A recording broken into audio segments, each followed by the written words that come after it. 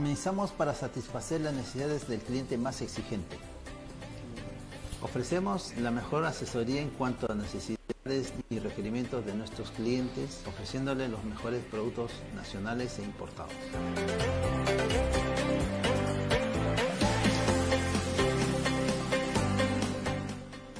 Nuestra misión es lograr que todos nuestros clientes protejan sus ojos para prevenir enfermedades como catarata y degeneración macular, además de una visión en alta definición.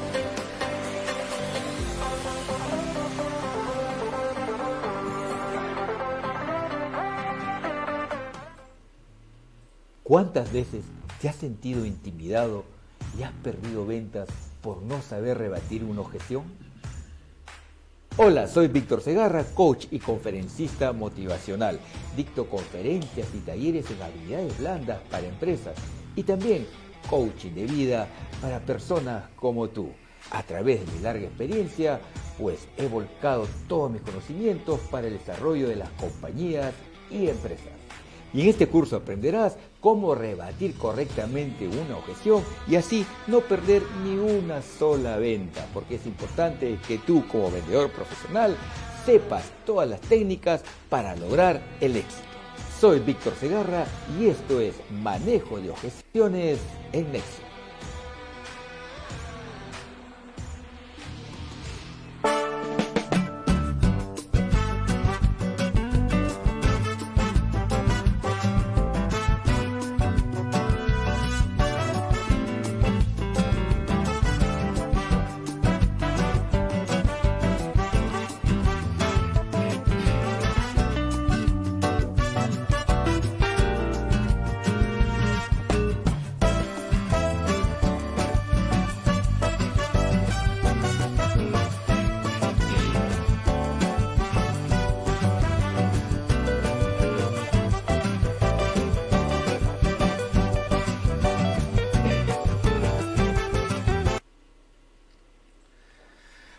Hola, ¿cómo están mis amigos? Bienvenidos a un nuevo programa de Conversamos con un café con Víctor Segarra. Gracias a todas las personas que se están conectando ya en este momento.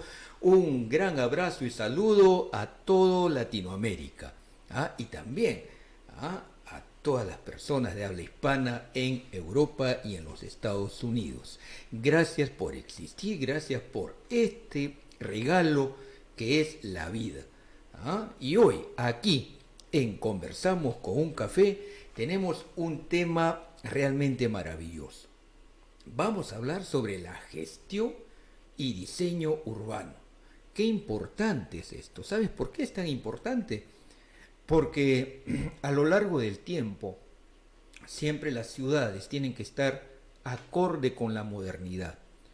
Y hoy, mira, hoy, con este bicho que tenemos ahí afuera, esta modernidad, pues también se ve afectada. Y la arquitectura, el diseño, la gestión de todo el urbanismo también, obviamente, tiene que sufrir algunos cambios para mejora continua. Y esta mejora continua se ve justamente ahí, en los diseños que estos grandes arquitectos con esa maravillosa profesión pues dan toda su sapiencia en pro y bien de la comunidad. Hoy en Conversamos con un café con Víctor Segarra nos visita un gran amigo. Nos conocemos desde hace muchísimos años. No voy a decir el tiempo, porque si no va a decir, no, ya están muy viejitos. No estamos viejitos, estamos en plena actividad. Mi gran amigo Juan Carlos Landauer, él es arquitecto y vamos a hablar con él, ahorita vamos a conocer más de él y todo lo que ha hecho por justamente nuestra comunidad y también comunidades fuera de nuestro país.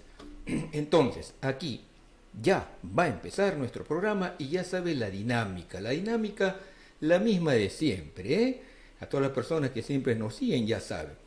Dejan sus comentarios, sus saludos, alguna pregunta para Juan Carlos y con mucho gusto él la va a responder. Así que ve preparando tu cafecito porque ya en cualquier momento vamos a hacer la conexión vía Zoom con Juan Carlos Landauer. Pero tú me dirás, ¿quién es Juan Carlos Landaure? Pues déjame leerte un pequeño extracto de quién es Juan Carlos Landaure. ¿Ah? Entonces, mira, te cuento. Juan Carlos estudió en la Pontificia Universidad Católica. Él estudió magíster en matemáticas aplicadas a la economía. Es el último estudio que tiene, ¿ya? Y es egresado de la Universidad Ricardo Palma como arquitecto. ¿Ya? Como experiencia profesional, mira, escúchame muy bien, ¿ah? Mira la talla de invitado que tenemos el día de hoy. Él fue director, o sea, es ex director general de programas y proyectos en vivienda y urbanismo. ¿Dónde? En el Ministerio de Vivienda, Construcción y Saneamiento. También ejerció la Dirección General de Proyectos y Cooperación Técnica Internacional. Tú dirás, ¿dónde? En el Instituto Metropolitano de Planificación de la Municipalidad de Lima Metropolitana. Estamos hablando de un gran profesional. Y para fresita en el pastel, él es docente de ESAN. Importante, ¿no es cierto? Entonces, vamos a hablar con una persona autorizada en el tema para que nos dé la luz, nos ilustre de lo que fue, lo que es y lo que será con este bicho, pues toda la gestión del urbanismo en nuestro medio. Vamos a ver si ya está conectado con nosotros nuestro gran amigo Juan Carlos. Vamos al switcher a hacer todas las conexiones del caso. A ver, vamos a ver si ya lo tenemos conectado aquí a Juan Carlos. Hacemos todas las conexiones y en cualquier momento hace su aparición. Así que estén preparados y... Hola, hola, Juan Carlos, ¿cómo estás, hermano? Qué gusto de verte. Hola, Víctor, buenas noches. Un honor, buenas noches a todos los que nos ven. Un honor para nosotros tenerte aquí, Juan Carlos.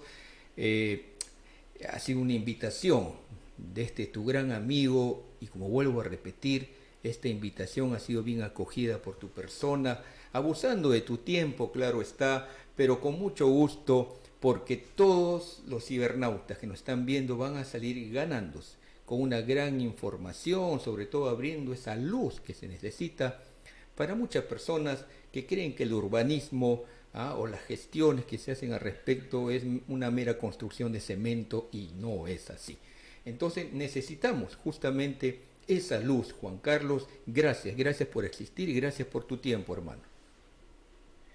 Bueno, Víctor, muchas gracias en primer lugar por la invitación, por la oportunidad para compartir y difundir algunas ideas de lo que pues modestamente he podido aprender a lo largo pues, de algunos años de estudio y a lo largo sobre todo de la experiencia, ¿no? La experiencia que me ha dado la vida.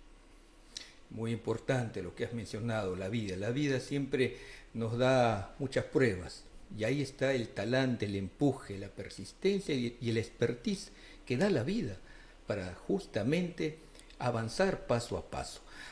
Pero la pregunta de cajón, Juan Carlos, ¿qué fue lo que te movió a estudiar arquitectura? Sí, bueno, siempre desde niño me gustaron a mí las edificaciones.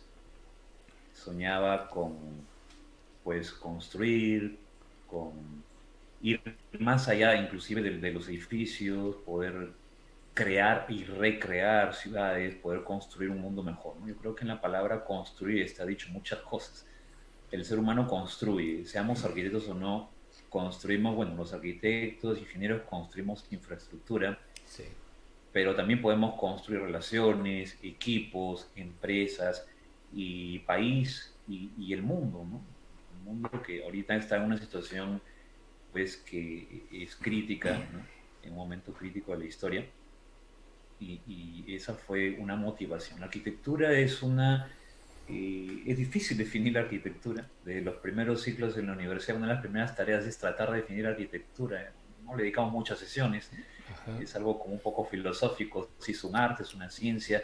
es como una mezcla, ¿no? La arquitectura es un arte, nació como un arte, es obvio que es arte, pero no es un arte puro, a diferencia pues de la escultura, de la pintura o de la literatura, que son artes más puros, ¿no? Artes puristas. La arquitectura tiene una connotación física, hay un compromiso con la realidad. Uno puede soñar y ser muy abstracto con la pintura. Si tú ves un Picasso, por ejemplo, o un Dalí, pues puedes imaginar todo el mundo que tú quieras, de cualquier color, al revés, ¿no es cierto? Muy surrealista. En la arquitectura puedes ser muy imaginativo, pero también tienes que tener en cuenta que estás sometido a las leyes de la física, a las leyes de la gravedad. La gente que va a habitar esos edificios va a sentir calor, frío, eh, va a tener que resguardecerse ante pues un evento de sismo, un huracán, y esa vivienda tiene que soportar, tiene que tener una estructura, o ese edificio tiene que tener las condiciones pues adecuadas para hacer frente al clima y las otras condiciones naturales. Y por otro lado también está la connotación social. La arquitectura, a diferencia de otras artes que bien, ok, obviamente todas las artes tienen un compromiso social, pero el caso de la arquitectura es diferente, porque en el caso de la arquitectura tiene una utilidad práctica muy, muy grande, o sea, no es algo accesorio, no es un mero artículo de lujo. La arquitectura también existe y voy a decir, y sobre todo, para las familias de menos recursos. Usualmente hay la falsa creencia, debo decirlo con pena, de que la arquitectura es un producto caro solamente para los ricos o para gente de clase o de una supuesta casta o de clase alta, y no es así. Hay hay mucha creatividad, hay mucho trabajo que hay que hacer por ejemplo, las viviendas de interés social, ¿no es cierto? Entonces, obviamente el producto es más económico, pero eso no resta el esfuerzo que hay que hacer acá. Entonces el compromiso social de la arquitectura es muy fuerte. Cualquier espacio que tú diseñes tiene que ser pensado en primer lugar para poder usarse. Tú no puedes darte el lujo de diseñar un espacio solamente por el mero gusto o por el mero arte, ¿no? O por la belleza. Frank Lloyd Wright y los grandes maestros de la arquitectura moderna, para terminar de cerrar la idea, que es un poquito larga, No, perfecto. definían que la arquitectura moderna se sienta en tres grandes pilares. El primer gran pilar es la funcionalidad. Una Funcionabilidad. arquitectura, Okay. funcionalidad, sí, la arquitectura tiene que funcionar. Esto significa que cualquier espacio que se diseñe tiene que servir para cumplir una actividad social y o económica. ¿No? No puedes tú diseñar solamente por el mero gusto. Tiene que funcionar.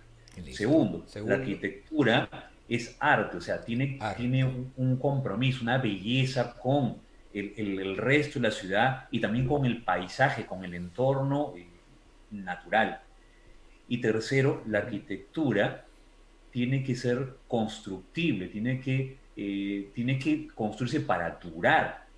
La arquitectura produce uno de los activos de más largo plazo en toda la economía, los edificios y las ciudades. Hay edificaciones, bueno, la más antigua, las pirámides, por ejemplo, tienen cuántos años, ¿no? Tienen milenios. Y los edificios, bueno, hoy día no se construyen para que duren milenios, pero un edificio en teoría te está durando 30, 50 años, en la práctica te pueden durar más, cerca de un siglo, ¿no? Entonces, esto tiene que ser construible, y para que sea construible tiene que obedecer lo que decíamos, ciertas normas, ciertas reglas, las reglas de la naturaleza, las leyes de la gravedad, de la estática, de la dinámica, tiene que soportar sismos, tiene que obedecer a ciertas reglas a las cuales está sujeto el clima, ¿no? Las personas que están ahí van a sentir frío, calor, humedad, tienen que sentirse confortables, ¿no? Y entonces la arquitectura moderna es todo esto, ¿sí?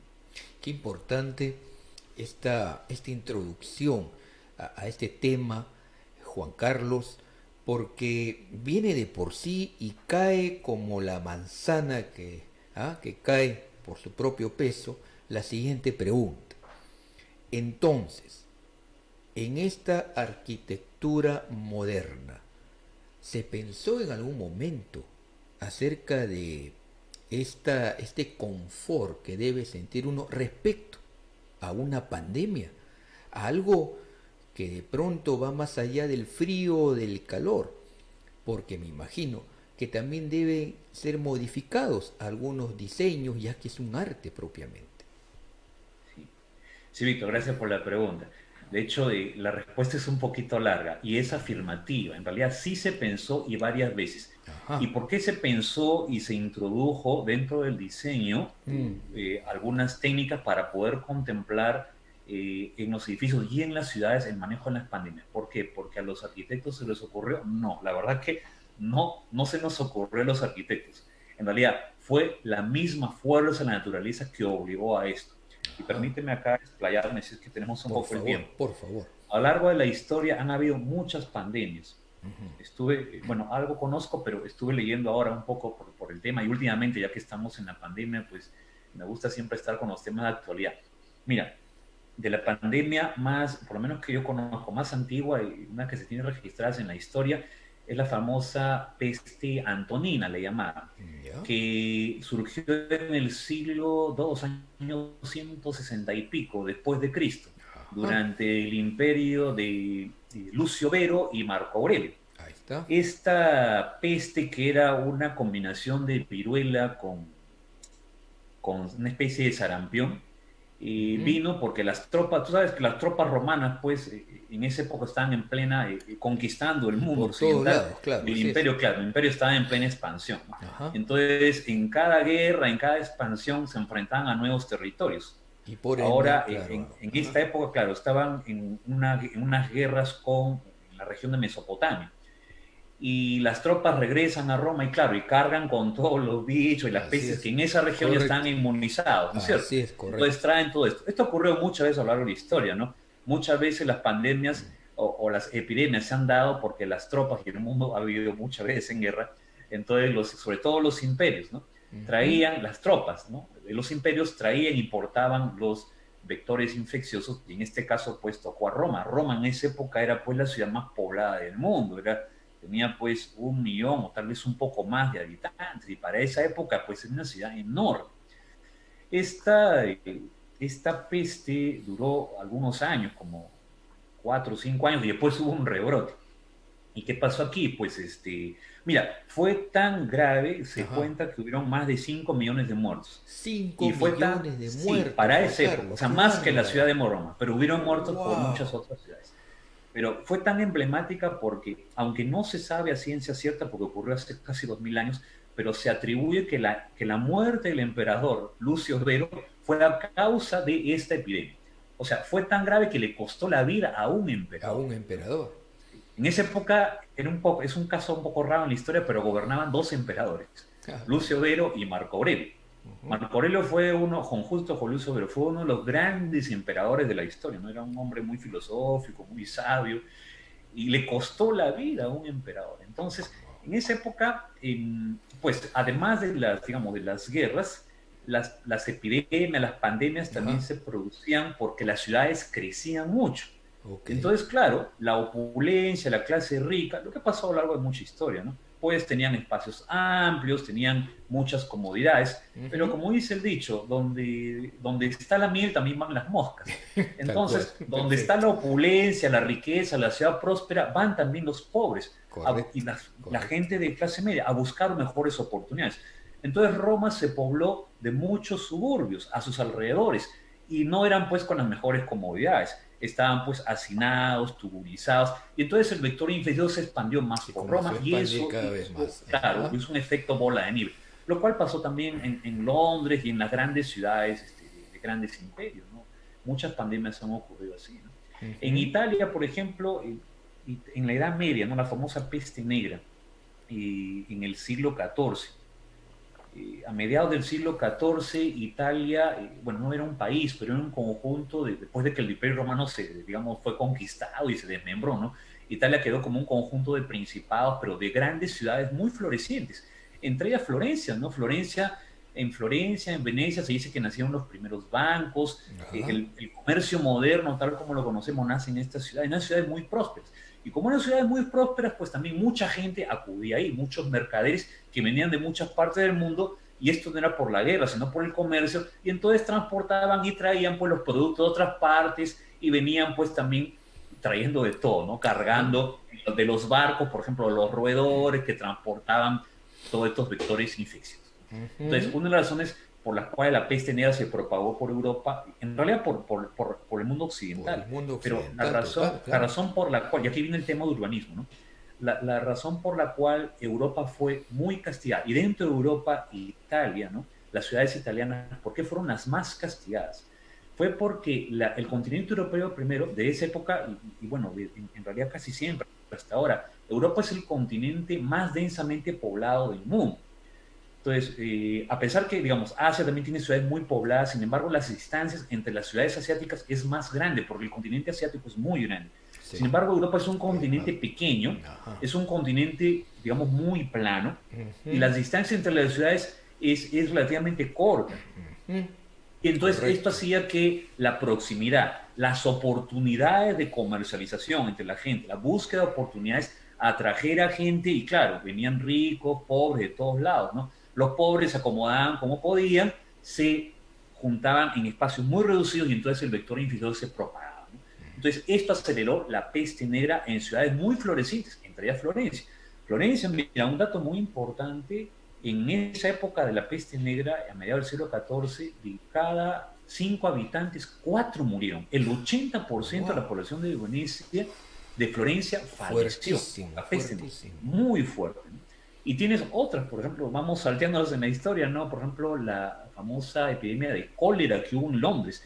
Londres en el siglo XIX fue la capital del Imperio Británico, el imperio más grande que existió en toda la historia. Ujú. Y Londres era en esa época la ciudad más grande del mundo, ¿no? La que tenía pues los mejores sistemas de todo tipo, los mejores palacios, la ciudad más grande, pero también como gran imperio, las personas de las colonias emigraron a la gran ciudad a buscar oportunidades. Y claro, y muchas veces no las encontraban, ¿no? Ujú. Primero había que encontrar un cuarto, en el centro de la ciudad no lo iban a encontrar. Entonces en los suburbios, en las zonas más hacinadas, más turizadas, ocurrió una peste tan, perdón, en este caso fue una peste pero de cólera, ¿no? Tan pero tan fuerte que también, o sea, fue tan grave la peste que entraron a tomar cartas en el asunto el Parlamento británico. Y entonces, a raíz de esa época se, digamos, heredó una costumbre que es bastante sana y en este caso se la debemos, digamos, al cólera, pero al Imperio Británico, que fue el rediseño de los sistemas de saneamiento, de agua y de alcantarillado. Ocurre que el principal vector infeccioso del cólera está en una calle. Y esta calle, ¿qué pasaba? Que el agua se mezclaba también con las alcantarillas. Y entonces esto producía que el cólera pues se propagara de manera pues muy rápida, muy mortal, pero en esa época no se tenía la relación de que, bueno, el agua del desagüe y el agua pues, que no, si estaban una más o menos próxima a otra, como que no era tan importante, ¿no?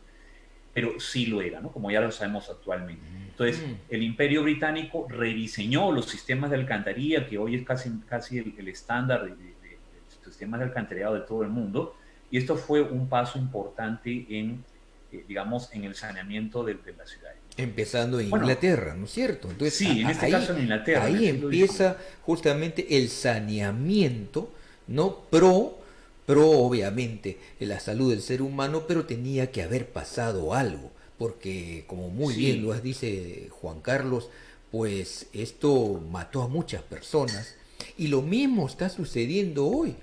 Hoy este bicho está matando a muchas personas y lo que dice Juan Carlos y lo que pasó en Inglaterra también se repite hoy porque también se está comprobando a través de los estudios que este bicho también se contagia a través del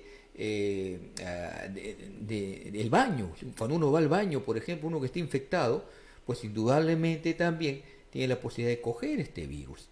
Entonces, ¿qué hacer, Juan Carlos, en esta maravillosa explicación? Para que yo me quedo muy maravillado con esta explicación y todo guarda concordancia. Entonces, ¿qué hacer en estos casos? sí, Víctor, mira, y para cortar un poco la historia y enfocarme más al tema urbano, que es el tema de hoy día y que creo que le interesa a la gente, el tema práctico. En realidad, en parte de la respuesta, porque no, yo no tengo toda la respuesta, pero una buena parte está en retomar algunos estándares que ya se habían hecho, ¿no? Cuando la arquitectura moderna surge a principios del siglo XX, y la arquitectura moderna aboga, cuando llamamos arquitectura moderna nos referimos a la arquitectura de esa época, ¿no? Lógico. Se llama el movimiento modernista. Así es. Así que ya no es tan moderno, ya tiene más de... Pero cuando la arquitectura moderna... Sí, ya está moderna. Pero esta arquitectura moderna, o sea, trae buenas enseñanzas, buenas experiencias. Claro. Y se comienzan a aplicar en todas partes del mundo, incluso en el Perú, pero mucha parte de eso se ha perdido. Ajá. Por ejemplo, la arquitectura moderna aboga mucho por los espacios públicos. Por ejemplo. Yeah. ¿No? Cuando se diseñan, por ejemplo, los espacios, incluso ya desde finales del siglo XIX, dos ciudades para mí emblemáticas a nivel mundial, y eso te lo puede decir cualquier arquitecto y cualquier urbanista, son París y Barcelona. Son dos ciudades europeas. París y Barcelona. Sí, ¿por qué? París y Barcelona se rediseñan precisamente pensando en la salubridad pública. Ahí está. Dando mucho énfasis a los espacios públicos, a ensanchar las calles, a las áreas verdes para que las calles y las ciudades estén muy oxigenadas, ¿no? A espacios públicos donde la gente, incluso pobre, que vivía en casas pequeñas, pudiera estar cerca de parques o de jardines o de espacios públicos donde pueda realizar actividades sociales que no estén encerrados en un espacio cerrado en sus casas de pocos metros cuadrados, ¿no? Y París y Barcelona tienen esta connotación. Lo que tienen estas ciudades también es que están bastante bien conectadas, han sido diseñadas en función a barrios. Estos barrios que han permitido que las ciudades sean muy compactas. Hoy día, claro, París y Barcelona son ciudades muy grandes, han crecido bastante. Pero las ciudades de París y Barcelona en un mismo barrio tú puedes encontrar todo, ¿no? Lo cual no ocurre pues, en la mayoría de las ciudades del mundo, ¿no? Debo decir con alguna crítica constructiva, por ejemplo, a pesar de que mucha gente piensa lo contrario, el modelo de ciudad americana que conocemos no es un modelo muy bueno a seguir. O sea, este modelo que nace en el siglo XX con el nacimiento del automóvil, donde los suburbios salen muy lejos de la ciudad, porque ya tienes el automóvil, el símbolo de la libertad, del sueño americano. Tú recorrías grandes distancias y eso, claro, significaba que estés lejos del río, de la contaminación, entre comillas. Pero hoy día los Estados Unidos y las ciudades que han sido planificadas sí la están pagando muy caro, ¿no? Ciudades como Los Ángeles o Miami tienen grandes problemas ¿de qué? Grandes problemas de tráfico y congestión. Cuando tú diseñas una ciudad muy dispersa, Lima es una ciudad muy dispersa, tienes que recorrer grandes distancias. Grandes distancias significan muchos tiempos, muchas horas hombres invertidas viajando. Como la mayoría no tiene transporte privado, y esto no pasa solamente en los países pobres, pasa en todas partes del mundo. Entonces, la mayoría de las personas se van a movilizar en un transporte público asignadas durante mucho tiempo, muchas horas. Y esto pasa porque las distancias son muy largas. Lógico. Esto se minimiza o se evita haciendo las ciudades más cercanas, más compactas. Ahora, la pregunta sería, pero bueno, si hago una ciudad muy compacta, entonces voy a crear congestión, hacinamiento. Bueno, en cierta forma, sí. Entonces, la solución está en lograr un equilibrio entre la mucha dispersión, lo que en inglés se llama el urban sprawl, y lo que es la compactación, ¿no? Hay un libro muy interesante que a mí me gusta, que fue publicado hace pocos años, en español su nombre es Planeta de Ciudades, escrito precisamente por un autor americano, donde señala que precisamente debemos buscar un justo medio en lo que es la densificación de la ciudad. Entonces, una preocupación central para los arquitectos y para los urbanistas y también para los gobiernos locales y nacionales debe ser buscar el punto justo de densificar una ciudad. Una ciudad no puede ser ni tan densa ni tampoco tan esparcida. Hay que buscar un punto medio. Y hay que rescatar centralidades. ¿Centralidad qué significa? Centralidad significa que en un mismo barrio podamos concentrar actividades. O sea, que una persona que vive... No voy a imaginar un ejemplo, te voy a decir algo de la vida real. Por ejemplo, hoy día, una persona que trabaja en San Isidro, ¿cuántos trabajan en San Isidro? Muchísimos. Muchas personas, de todos los distritos de Lima. En San Isidro no solamente trabajan los ricos. No. ¿Quién crees que cuida la puerta del local central del Banco de Crédito del Banco Continental? Una persona que vive al otro extremo. En los conos. Correcto. En los conos. ¿Esa persona cuánto viaja? Por lo menos 1 hora o 2 horas. Listo. De ida y de vuelta otra hora y media o 2 horas. Listo. Y durante todo ese tiempo está viajando en la ciudad con otras personas cargando ¿qué? O sea, además del tema de salubridad, el tema de ahorrarse tiempo, calidad de vida, cuando tú recorres grandes distancias, botas más CO2 o CO al ambiente, o sea, todas las complicaciones, mira, que ocasionan. Y esto es por no tener una ciudad que en un mismo barrio o en los mismos barrios se den muchas actividades simultáneas. Perfecto, me gusta esa idea. Yo quiero contar, recientemente yo hice unos estudios de maestría en Holanda en Urban Management, en gestión urbana y desarrollo de ciudades. Ajá. Y hace poco tuve la oportunidad de llevar un curso online, justo me agarró en la cuarentena, casi al final del curso, en el MIT, el Instituto Tecnológico de Massachusetts, que es una institución de primer nivel. Y llevé un curso sobre Smart Cities. Y mira Smart City, ciudades inteligentes. Mira que en el curso, dentro del MIT, que es una universidad estadounidense, después de haber hecho este análisis, llegaban a la gran conclusión que el modelo de ciudad que los Estados Unidos habían construido durante toda su historia estaba equivocado. Ellos mismos reconocían en el MIT que el mejor modelo de ciudad que se había podido construir a la actualidad es el modelo europeo, el modelo de ciudad compacta. Claro. Y particularmente citan estas ciudades que te estoy comentando. Barcelona y París. Sí. Mira, aquí, entonces por ahí deberíamos empezar, por digamos, rescatar el concepto de ciudad, de una ciudad más compacta, pero adecuadamente densificada para evitar también las congestiones, ¿no? Indudablemente, Juan Carlos, que esto es muy sabido por llamemos el ministro, o los ministros, o hasta el presidente, pero la pregunta, Juan Carlos, es ¿qué está pasando? O sea, ¿por qué no se aplica? ¿Por qué no se destina un presupuesto para crear Smart Cities, para crear... Bueno, no me digan que no se puede, sí se puede. Es cuestión de apostar por esto.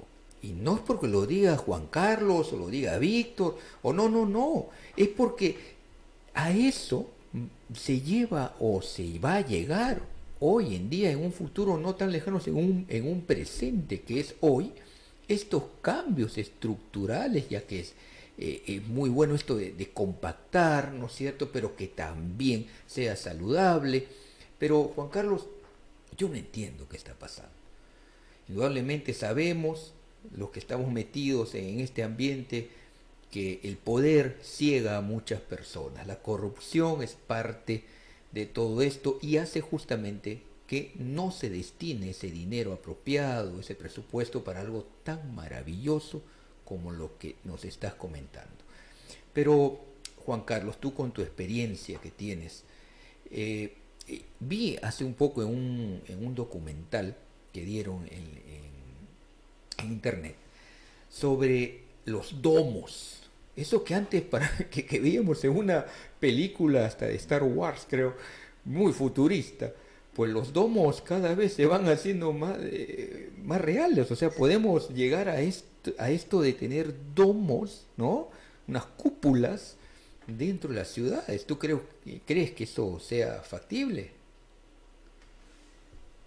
Podría ser, no estoy muy seguro si sea la mejor solución. De hecho, ya un ingeniero Fuller propuso hace ya varios años unas cúpulas, famosas cúpulas geodésicas, ¿no? Ah, está, exacto. Y hay algunos proyectos, ¿no?, pero quedaron en proyectos, ¿no?, para poder pues encerrar una ciudad en algún domo, en una especie de espacio autocontenido.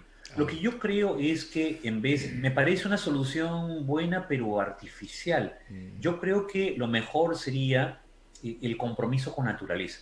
Claro, que es exactamente el ingrediente que hoy por hoy, lamentablemente, lo que ocurre es algo, ¿no? Las fuerzas del mercado son muy fuertes. Entonces, lo que ha pasado es que se ha priorizado ganar la rentabilidad por cada metro cuadrado de concreto, de cemento. Y se ha sacrificado mucha área verde y mucho espacio libre. Por una jungla de cemento, Juan Carlos. Sí, exactamente, ¿no?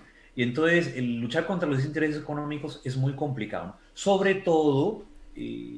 o sea, lo que quiero decir es, no es que esté mal rentabilizar, al contrario, las empresas necesitan sobrevivir por esto, ¿no? Y su misión, digamos, su objetivo es aportar a la sociedad, pero necesitan rentabilizar. Pero podemos rentabilizarlo en el proyecto que estás mencionando, por ahí también se puede rentabilizar. El problema es que ha habido una espiral creciente de subida de costos, y los costos han crecido, particularmente en una ciudad como Lima, ¿no? los costos de construcción han crecido, pero no por la construcción per se, sino por el suelo. El suelo en Lima se ha encarecido mucho. Entonces, ¿qué ha pasado? Que al encarecerse mucho el suelo, esto ha llevado a que se diseñen espacios más pequeños. Esto ha pasado en muchas partes del mundo. Por ejemplo, en Europa las ciudades son muy caras. Y tú vas a Europa a alquilar un departamento o a comprar y son enanos, ¿eh? En comparación todavía a los estándares limeños. Pero lo que sí han hecho bien en Europa o en muchas ciudades europeas es que, ok, han sacrificado el espacio de las viviendas y de los edificios, pero a cambio lo han compensado con espacios públicos, con grandes áreas verdes, lo que no ha pasado aquí. Entonces ahí la primera falla. Perfecto, redúceme los espacios, correcto, porque no hay manera, por ejemplo, que un pobre pueda pagar pues ya 100 metros cuadrados. O sea, 100 metros cuadrados de departamento ahora parece grande, ¿no? Cuando nosotros estábamos niños, me acuerdo, o sea, el sueño, la casa, y ya, ¿qué vas a soñar en una casa? ¿Te acuerdas? Era 160 amplio. metros cuadrados, una casa de clase media, ¿no? Y tenías tu jardincito, qué bonito, ¿no? San Felipe, por ejemplo, ¿no? Mira. Que entre sus diseñadores estuvo el arquitecto Fernando Belaúnde, ¿no? En Maestro, esa época. un maestro, claro, Un claro. maestro, ¿no es cierto? Y en esa época, o sea, San Felipe, los departamentos para clase media, clase empleada, clase obrera, 120 metros cuadrados. Así ¿no? es. 120 metros cuadrados será visto como, no puede ser muy de clase media, ¿no? Pero hoy día 120 es algo gigantesco. Imagínate. Bueno, hoy día tienes departamentos de 80, de 70, hasta de 60 y tantos metros cuadrados con 3 dormitorios, para una familia, papá, mamá, 2, 3 hijos, ¿no? Entonces, el tema económico es muy fuerte, eso no se puede revertir. Pero si no podemos diseñar espacios más grandes, como los de antes, no podemos volver a eso es verdad, sería irreal decirlo. Sin embargo, lo que sí se puede proponer es rescatar, recuperar los espacios libres, los espacios públicos, las áreas verdes.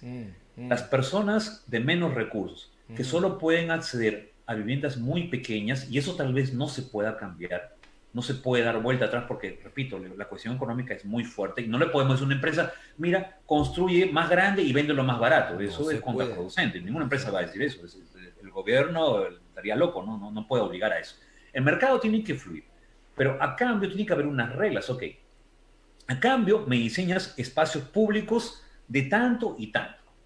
Entonces, lamentablemente, ahí se ha perdido por parte, no hablo solo de este gobierno, estoy hablando en general, se ha perdido por parte de los gobiernos centrales y también de las municipalidades, que son las primeras que están velando por supuestamente velando por el desarrollo urbano de su ciudad o de su municipalidad. Se ha perdido esta negociación, tanto con las empresas privadas, las empresas inmobiliarias, las empresas constructoras, para dejar o crear estos espacios públicos, ¿no? Entonces, ha faltado, cada vez en realidad, si uno mira las normas de hace algunos años, de décadas atrás, los espacios libres, las áreas públicas se han ido reduciendo, ¿no? Y se ha sido más blando en esto, ¿no? Sí. Y eso es una pena, es lastimoso, porque mayor espacio público, mayor área libre significa mayor espacio de salubridad, de sanidad, ¿no? Y significa una mayor calidad de vida. Aunque no la tengas dentro de tu casa, la tienes dentro de tu barrio. El pobre que no tiene dónde dar vueltas en su casa, pues puede salir cerca de un parque, cerca de una plaza pública, puede encontrar un jardín cerca, pero en este caso no tiene, ni la casa tiene condiciones, y cuando sale de la casa tampoco el entorno tiene las condiciones. Imagínate. Entonces, pues, no hay forma, ¿no?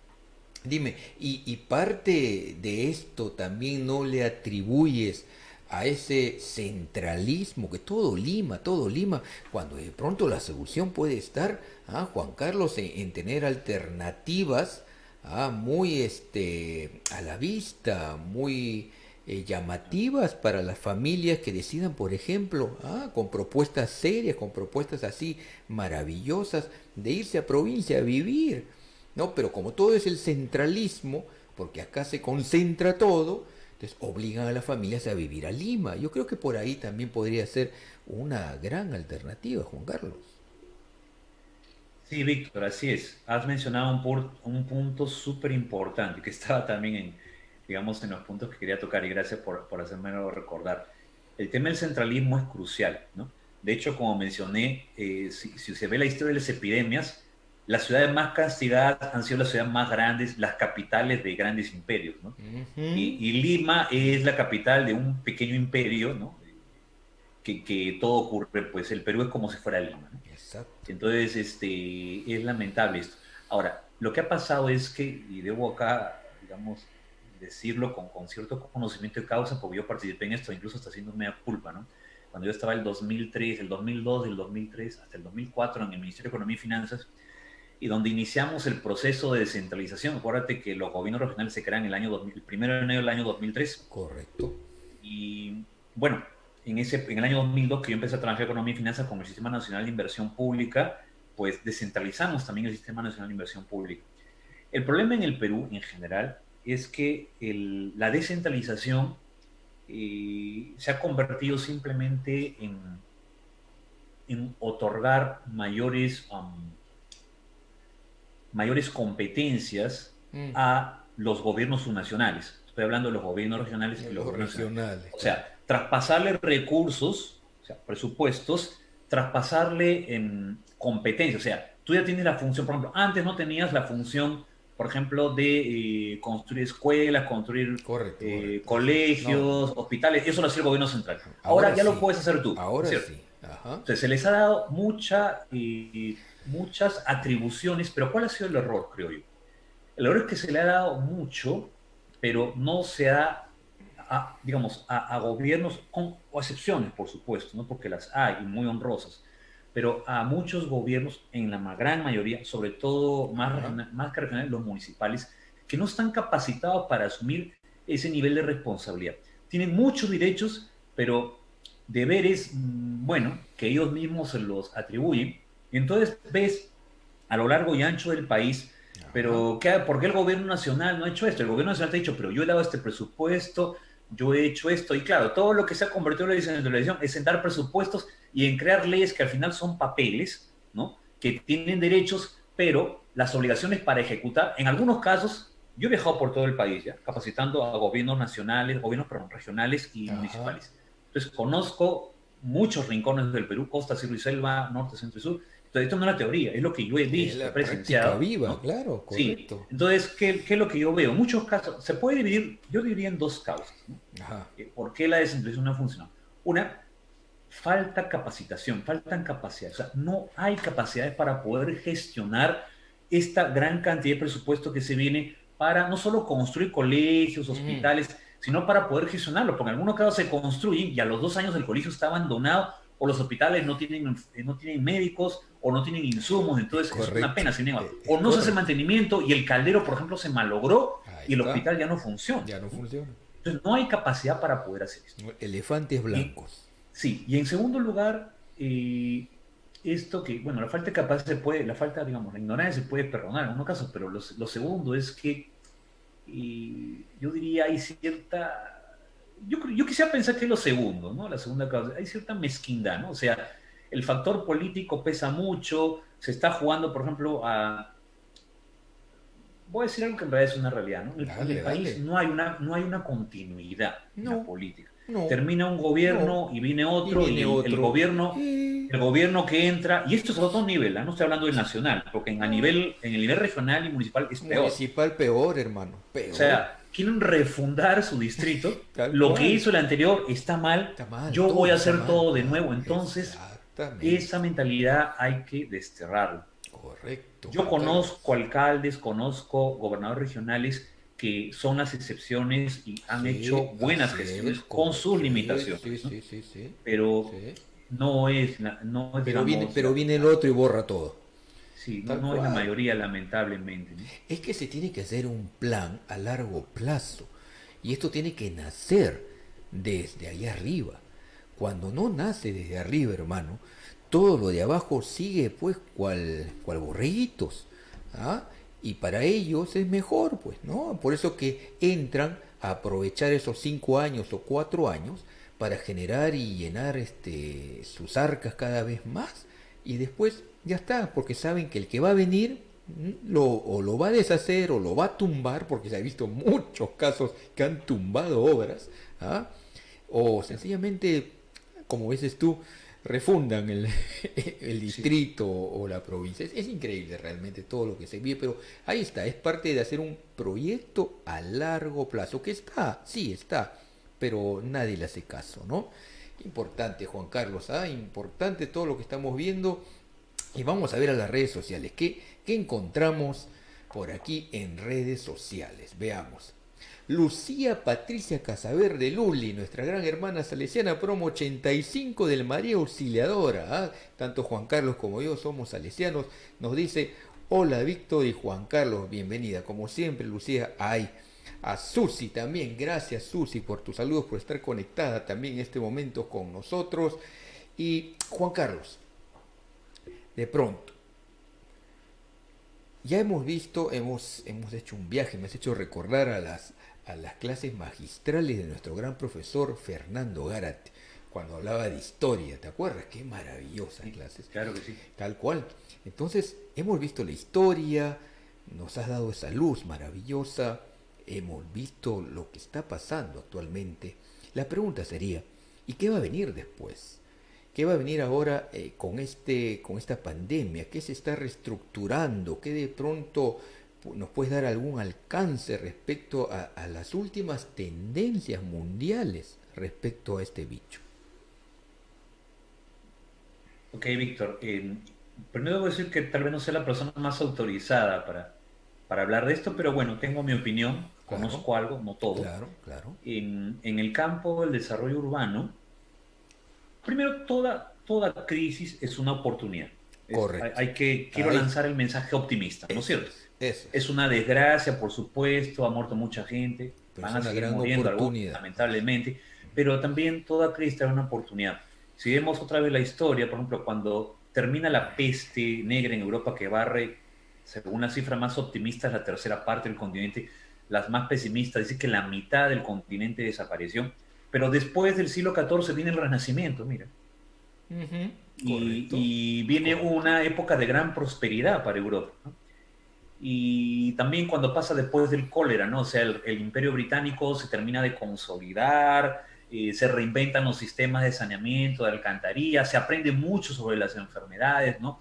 Se previenen, de hecho, el descubrimiento de este doctor, que no recuerdo su nombre, creo que el doctor Brown, que descubre el vector infeccioso del cólera en Londres, también permite a Pasteur mejorar el tema de vacunación y bueno, o sea, toda crisis es una oportunidad. Correcto. Entonces, ahora estamos viendo algunas oportunidades y hay cosas que ya están cambiando y van a cambiar, ¿no? A ver. Por ejemplo, el momento y lo que se viene en el futuro reciente, el teletrabajo, la teleclase, ¿no? Eso. Esto va a ahorrar muchos viajes, va a hacer que las personas puedan pues ahorrar tiempo, ahorrarse costos, ¿no? Y pues tengan la comodidad de estar en la casa, trabajando o pues estudiando, ¿no? En el caso de los estudiantes, ¿no? Yo también soy estudiante, sigo todavía capacitándome y actualizando. Así es, tal cual. Como debemos hacer, creo yo, ¿no? Tal cual. Entonces, el teletrabajo y la teleclase es algo que cuando termine la pandemia, mi percepción y la percepción de muchos analistas es que no va a terminar. O sea, hay muchos que van a decir, hombre, esto está bien, nos cayó bien, entonces sigamos con esto adelante. Así es. El servicio de delivery, ¿no es cierto? Por ejemplo, igual, también, ahí están haciendo un nuevo negocio, unas nuevas oportunidades y esto va a continuar. Muchas empresas regresarán a lo que estaban acostumbradas, pero hay otras que dirán, hombre, con esto nos acomodamos y vamos a continuar como si estuviéramos en la pandemia, pero hemos encontrado aquí una nueva forma, ¿no? Y bueno, así otras cosas más. O sea, la era digital se está consolidando a todo nivel.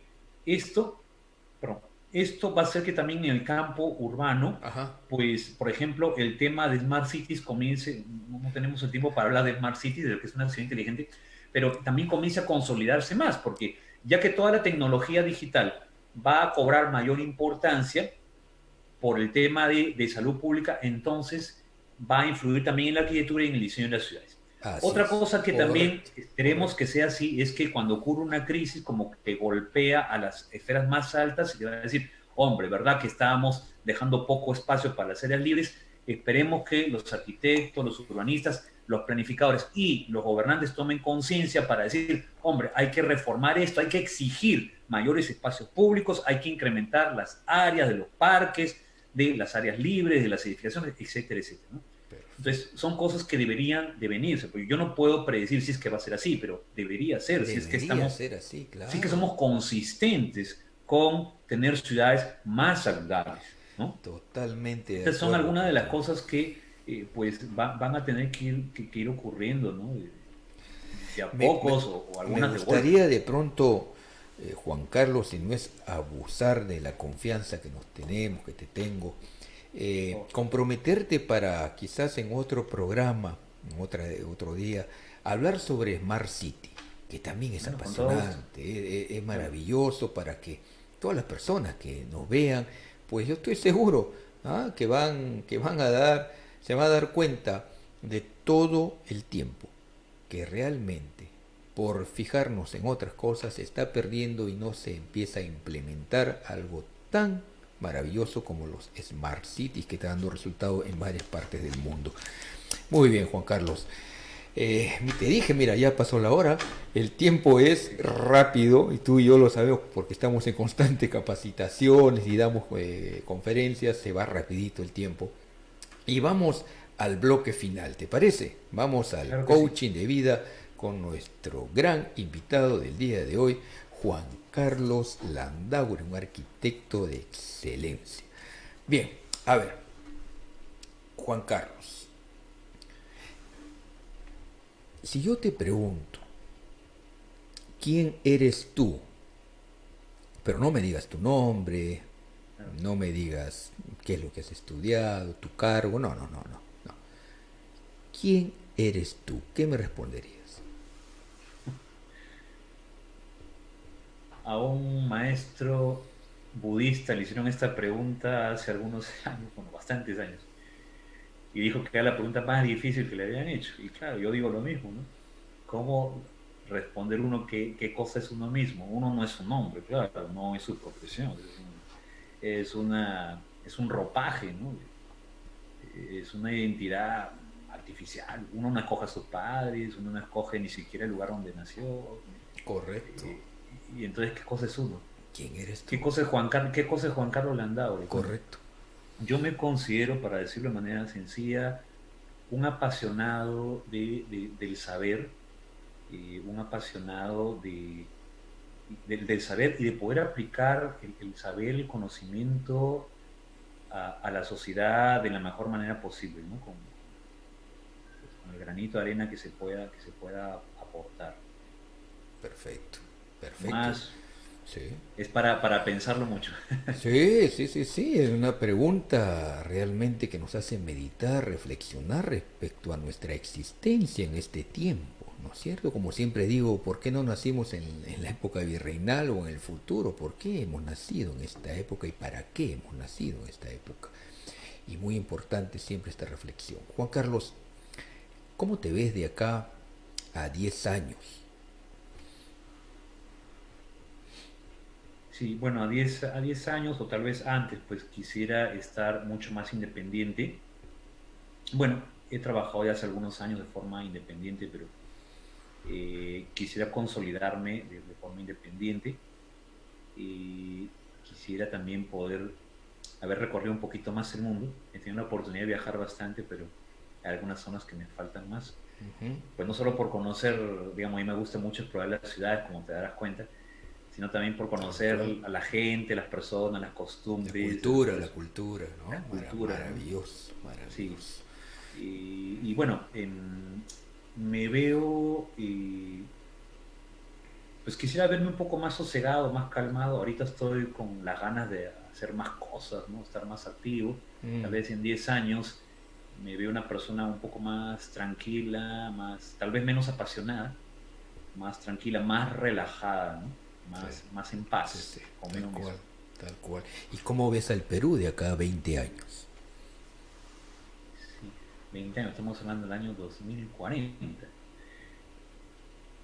Yo quiero tener una visión optimista, se pueden trazar varios escenarios, pero si vemos el escenario optimista, quiero ver a un país pues más unido, ¿no? La fortaleza de una nación está en su gente.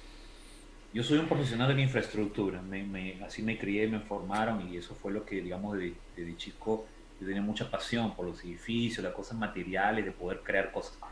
Pero con los años me he dado cuenta que lo más importante en el desarrollo y en la prosperidad de las naciones son los intangibles, ¿no? Son las personas. Si hablo de las personas, hablo pues no solamente de su formación, de su cultura, de cuánto sabe, sino pues de los valores, ¿no? Una nación puede tener personas muy, muy bien, no, la palabra no sé si educadas, sino formadas profesionalmente. Yo puedo tener muchos profesionales, pero puedo tener muchos delincuentes como profesionales. De hecho, los más grandes delincuentes son los profesionales. Tal cual.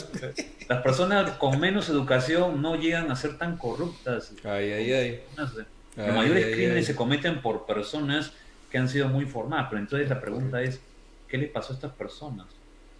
No hubo valores, ¿no? Así es. Yo quiero imaginar de aquí a 20 años un país con una sociedad más solidaria. Entonces la solidaridad yo creo que es un valor fundamental para construir una comunidad.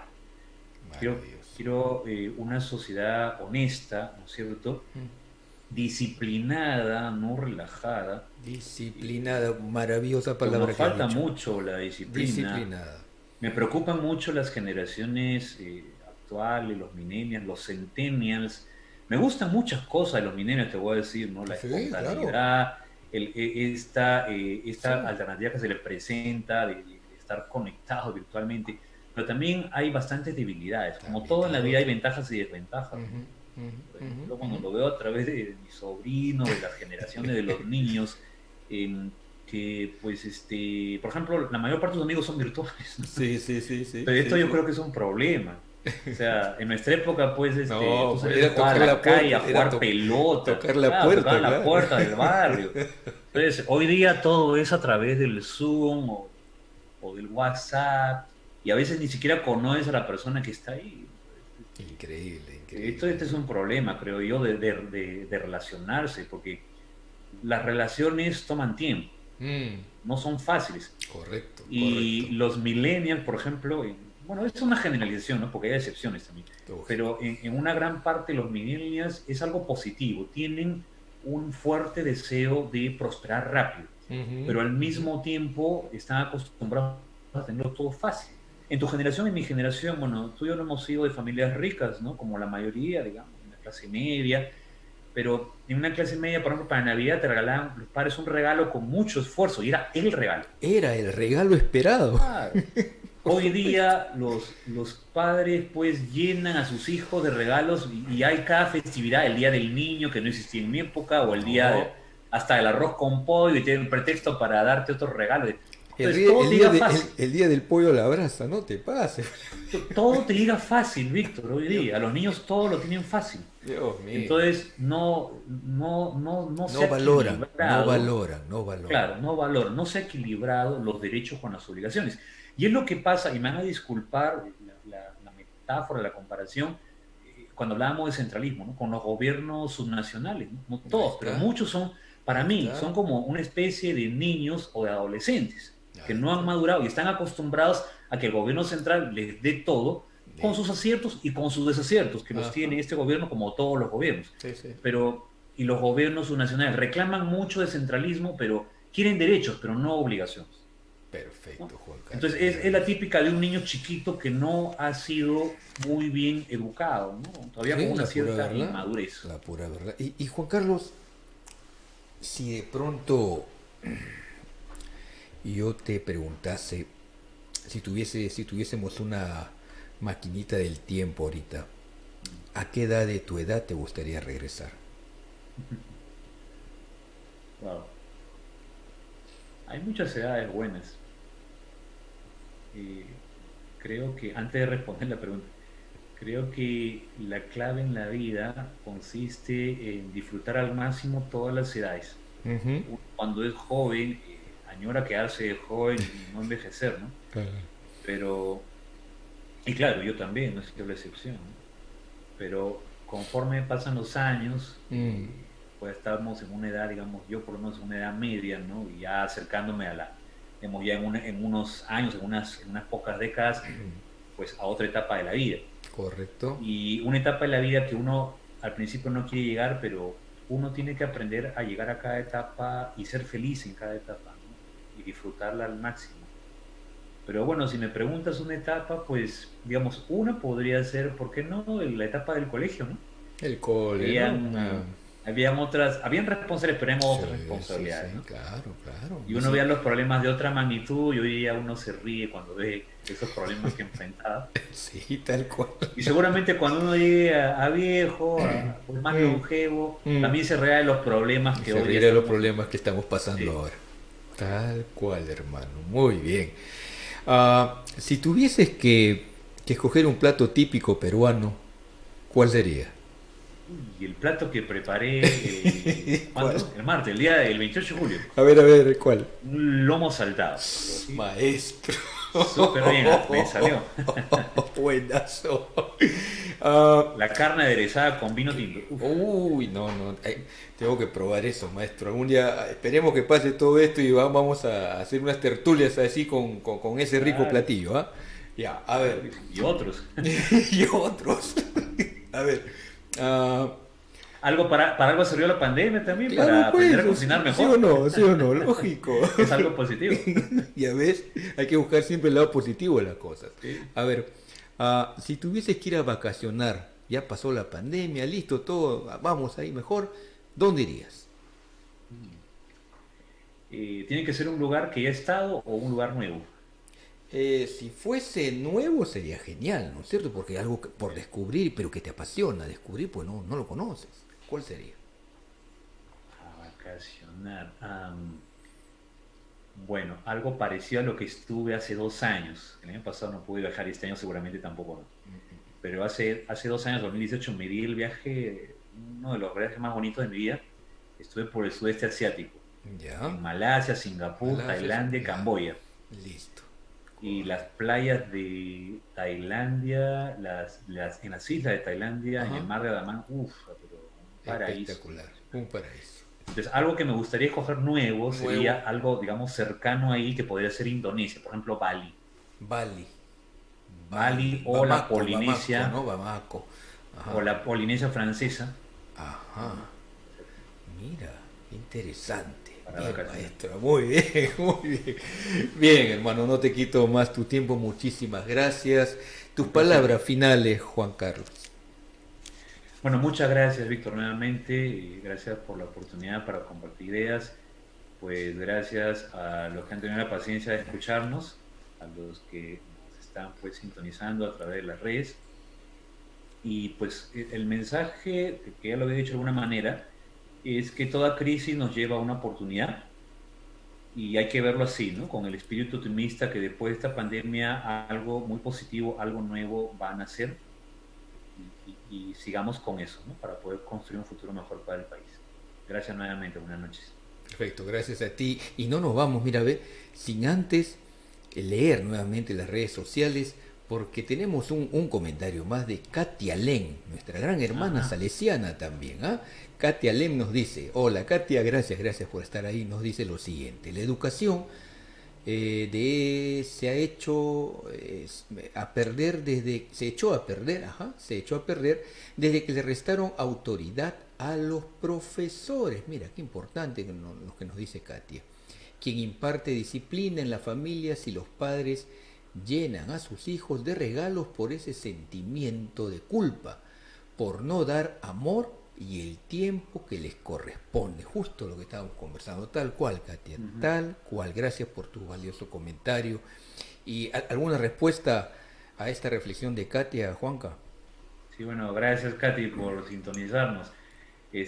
Katy es una gran amiga y claro, coincidencia plena, ¿no? En esto, ¿no? O sea, y no solo los regalos, en realidad a los chicos les llega todo fácil. O sea, el problema me parece que los padres actualmente, en su gran mayoría, no están sabiendo manejar esto.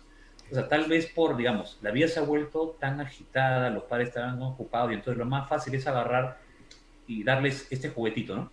Bueno, o tu tablet, ¿no? O tu videojuego, toma, y estás ahí enfrascado, y claro, tú como padre estás relajado porque ya lo distrajiste al niño, antes tenías que ser más creativo para involucrarte con el niño, ¿no es Así cierto? es, así es. Y entonces se ha perdido eso. Yo no soy enemigo de la tecnología, al contrario, yo me considero un tecnólogo, y me parece bien acceder a todos estos juguetitos de acá, pero todo tiene que ser en la justa medida, tienen que haber horarios, tienen que haber edades, y tiene que compensarse. Ahora un niño, y cualquiera de nosotros, hace un clic, vas a Amazon, te compras algo, te lo traen vía delivery, tienes un amigo por Facebook, conoces todo, o sea, y todo al instante, o sea, estás acostumbrado a una gran dosis de satisfacción instantánea.